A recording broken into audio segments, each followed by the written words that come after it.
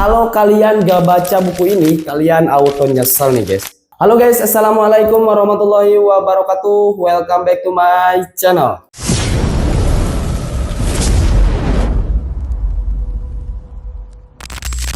Nah, jadi di video kali ini saya akan mereview buku karena ini ada kebetulan ada tugas juga dari seorang dosen. Sebelumnya perkenalkan dulu lagi, nama saya Ilal Abdul Halim, salah satu mahasiswa dari STI Wikara semester 5. Pada kesempatan kali ini saya akan mereview buku Muamalah Milenial karya dari Bu Nur Ijati, SEME, dan Bapak Naurid Muhammad Rifai Ilyasa Eshum. Buku ini membahas topik yang sangat relevan dengan kehidupan kita sebagai generasi milenial dan Gen Z, khususnya terkait transaksi, bisnis, dan perilaku ekonomi dalam Islam. Yuk kita simak video ini sampai akhir. Jangan sampai di skip-skip biar kalian tidak salah paham dengan isi dari buku ini.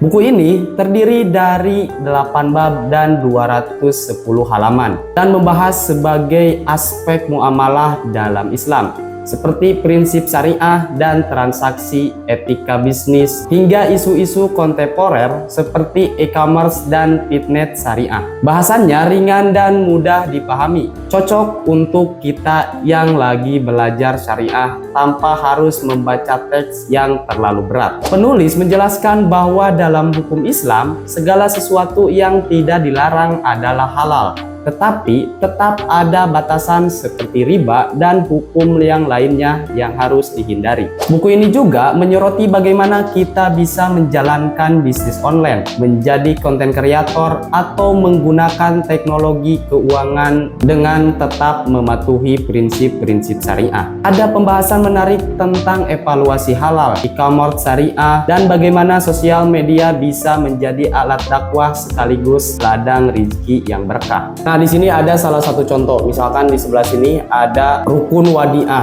ya. Yang mana rukun wadiah itu ada 5, ijab dan qabul. Di sana itu kan dalam perdagangan ijab qabul itu sangat diperlukan, bahkan sangat diwajibkan. Bisa dikatakan tidak sah jual pembelian kalau tidak ada yang namanya ijab qabul. Kemudian ada juga syarat wadiah. Kemudian di sini juga ada bab yang membahas tentang khusus riba dalam muamalah wadiah. Di dalam buku ini dijelaskan tentang tata cara perdagangan para sahabat Rasulullah yang dapat diterapkan oleh kita di zaman modernisasi ini. Walaupun di zaman modernisasi ini, tetapi kita tetap tidak meninggalkan amaliyah-amaliyah yang diajarkan oleh Rasulullah dan para sahabatnya. Ataupun kita bisa terus mengikuti metode-metode pembelajaran perdagangan ataupun menggunakan digitalisasi yang telah diijmakan dan dikiaskan oleh para ulama. Karena yang namanya hukum yang menyesuaikan zaman itu harus berdasarkan dengan ijma dan kias. Kemudian di sini juga dibahas tentang muamalah berdasar sejarah Islam, seperti muamalah di era Nabi Muhammad SAW,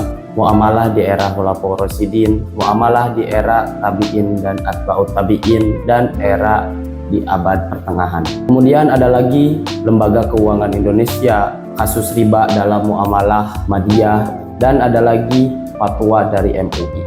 Kemudian di sini ada lagi barang yang boleh dan tidak boleh diperjualkan. Kemudian ada lagi ijab dan qabul atau jual beli. Seperti kita jual beli dengan akad secara langsung ataupun secara online ataupun secara yang lainnya.